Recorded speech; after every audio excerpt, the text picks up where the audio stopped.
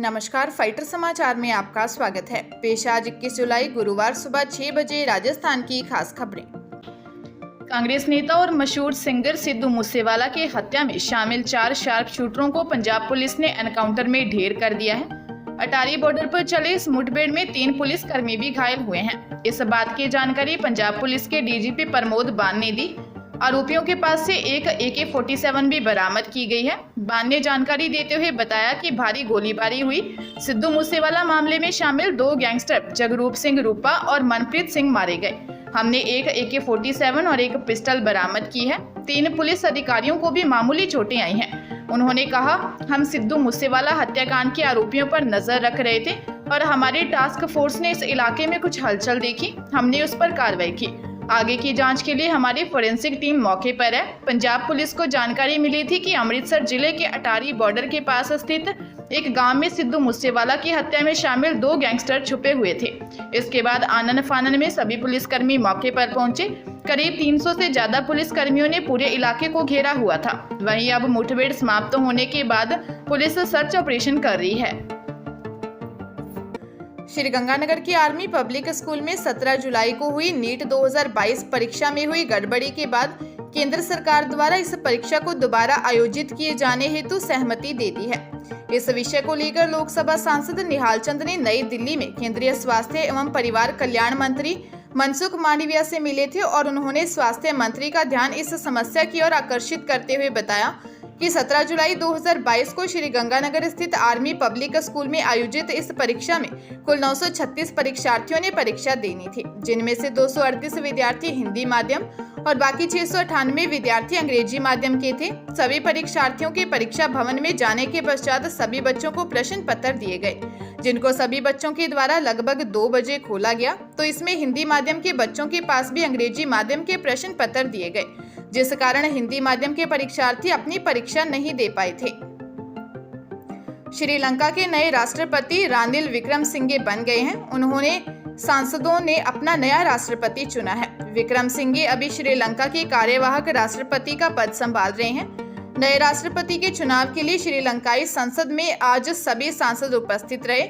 आज संसद में पूर्व प्रधानमंत्री महिंदा राजपक्षे भी मौजूद थे। राष्ट्रपति चुनाव से पहले श्रीलंकाई संसद के बाहर सुरक्षा भी बढ़ा दी गई थी। सभी पार्टियों ने अपने सांसदों को फरमान जारी किया था कि अपने वोट की तस्वीरें क्लिक करें, जिसके बाद संसद में फोन नहीं लाने के आदेश जारी कर दिए। स्पीकर का कहना है कि चुनाव के दौरान आज किसी भी सांसद को मोबाइल फोन सदन में लाने की इजाजत नहीं होगी। भरतपुर जिले में अवैध खनन के विरोध में चल रहे साधु संतों का 551 दिन से आंदोलन चल रहा है। इसी आंदोलन में पसोपा गांव में बाबा विजयदास नाम के संत ने खुद को आग लगा ली और सुसाइड की कोशिश की। संत की हालत गंभीर बताई जा रही है। इधर बाबा नारायण दास पिछले 29 घंटे से टावर पर चढ़े हुए हैं। मंगलवार को आंदोलनकारी नारायण दास बाबा टावर पर चढ़ गए थे। उन्हें समझाने का प्रयास भी किया था, लेकिन वे नहीं माने। आंदोलन को देखते हुए संभागीय आयुक्त सांवरमल वर्मा ने भरतपुर के 5 कस्बों में इंटरनेट बंद कर दिया। बाबा को भरतपुर के राज बहादुर मेमोरियल अस्पताल में भर्ती किया गया है। वहीं दूसरी तरफ बाबा नारायण दास रविवार सुबह 6 बजे से मोबाइल टावर पर बैठे हुए हैं। वे बरसाना के रहने वाले हैं। जोधपुर में भ्रष्टाचार निरोधक ब्यूरो ने बड़ी कार्रवाई को अंजाम दिया है। जानकारी के अनुसार ACB ने स्थानीय निकाय विभाग में कार्रवाई करते हुए AAO दिनेश कुमार को ट्रैप किया है। ACB ने AAO को 5000 की रिश्वत लेते रंगे हाथों गिरफ्तार किया है। ACB के SP दुर्ग सिंह राजपुरोहित के नेतृत्व में इस कार्रवाई को अंजाम दिया गया है। AAO ने पेंशन दिलाने की एवज में घूस मांगी थी। प्रतापगढ़ विशेष न्यायाधीश न्यायालय एवं अपर सेशन न्यायाधीश पूरण सिंह ने हत्या के एक मामले में अहम फैसला सुनाते हुए पिता पुत्र तेज सिंह और देवेंद्र सिंह राजपूत निवासी अरनौद को आजीवन कारावास व 25-25 हजार रुपये के अर्थदंड से दंडित किया। प्रकरण के अनुसार प्रार्थी भंवरलाल निवासी डोराना ने 27 मई 2016 को रिपोर्ट दी थी कि वह कुएं पर काम कर रहे थे। इस दौरान गांव के तेज सिंह व देवेंद्र सिंह बाइक पर आए, जिनके हाथ में कुल्हाड़ी थी। आते ही तेज सिंह ने पिता को पकड़ा और देवेंद्र सिंह ने रतनलाल के गर्दन के पीछे 3 बार वार किए। इसके बाद दोनों बाइक लेकर भाग गए। पिता को घायल अवस्था में चौराहे तक लेकर आए, तब तक उनकी मृत्यु हो चुकी थी। इस पर मामला थाना अरनौद में दर्ज किया था। उत्तर प्रदेश के रायबरेली जिले में तेज रफ्तार ट्रक के पलटने से एक ही परिवार के 5 लोगों की मौत हो गई। हादसा रायबरेली प्रयागराज हाईवे पर मंगलवार की रात हुआ। मरने वालों में 2 बच्चे भी शामिल हैं। हादसे में 3 लोग गंभीर रूप से घायल हो गए हैं। जानकारी के मुताबिक परिजन एक ढाबे पर खाना खाने के लिए निकले थे और खाने के बाद घर लौट रहे थे। तभी भारी सामान से लदे ट्रक ने कार को ओवरटेक करने की कोशिश की और कार पर पलट गया। कार और उसमें सवार लोग ट्रक के नीचे दब गए। शवों को बाहर निकालने में काफी समय लगा। घायलों को अस्पताल में भर्ती करवाया गया, जबकि शवों को पोस्टमार्टम के लिए भेज दिया गया है। मृतकों की पहचान 45 वर्षीय राकेश अग्रवाल, उनकी 35 वर्षीय पत्नी सोनम, राकेश की भाभी रुचिका और बच्चे रेयांश व रायसा के रूप में हुई है। अलवर जिले के गोविंदगढ़ कस्बे में एक दुल्हन अपनी सास की आंखों में मिर्ची पाउडर झोंक एवं सिर पर डंडे से वार कर रुपयों से भरा बैग ले गई। इस संबंध में गोविंदगढ़ थाने में मामला दर्ज करवाया गया है। थानाधिकारी शिवशंकर शर्मा ने बताया कि निखिल खंडेलवाल ने मामला दर्ज करवाया है कि 3 माह पूर्व जयपुर निवासी रिया के साथ उसकी शादी हुई थी। कुछ दिन पूर्व रिया उसे छोड़कर अपने मायके चली गई थी। पत्नी रिया उसके भाई और उसकी मां के साथ मारपीट कर रुपयों से भरा बैग लेकर फरार हो गई।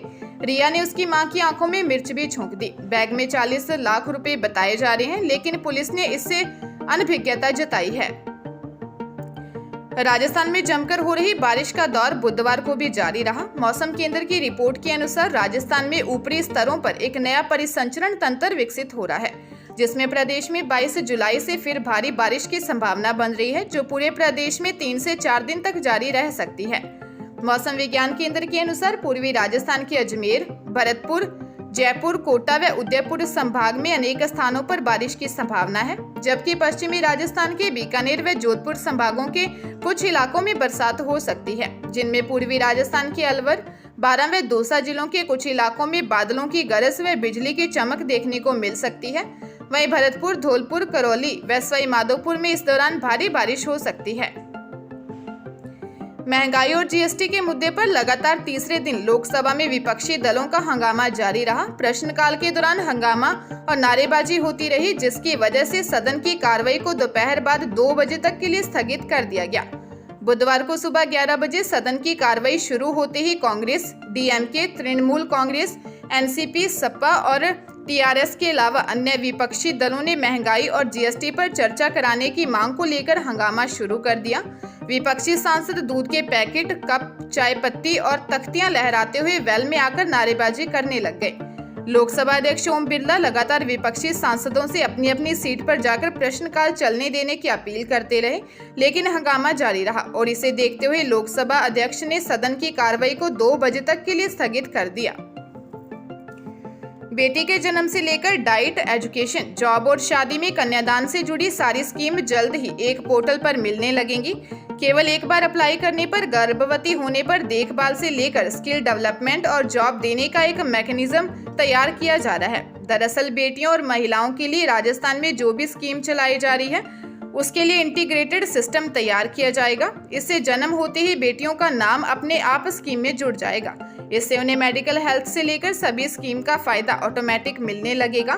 सीएम गहलोत के निर्देश के बाद मुख्य सचिव उषा शर्मा ने महिला एवं बाल विकास, सामाजिक न्याय एवं अधिकारिता, मेडिकल एंड हेल्थ डिपार्टमेंट के साथ ही अन्य संबंधित विभागों को इस सिस्टम का पोर्टल तैयार करने को कहा है। संभावना है कि अगले चुनावी वर्ष तक इसे लॉन्च कर दिया जाएगा।